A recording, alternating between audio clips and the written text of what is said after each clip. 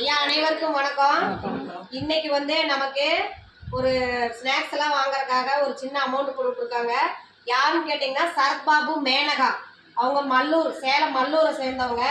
எதுக்காகன்னு கேட்டிங்கன்னா அவங்க குழந்தை தன்சிகாவுக்கு இன்னைக்கு பிறந்த நாள். நமது பாச மரக்கட்டளை பாச முதிர்லும் சார்பாக குழந்தை தன்சிகா அவர்களுக்கு இனிய பிறந்த நாள் நல்வாழ்த்துக்கள்.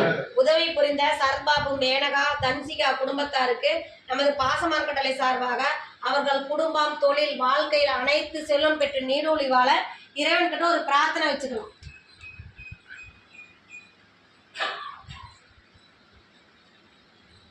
சரத்பாபு மேனகா தம்பதிக்கும் குழந்தை தன்சிகா அவர்களுக்கும் நாம் வாழ்த்துக்களையும் நன்றிகளையும் தெரிவிச்சுக்கலாம்.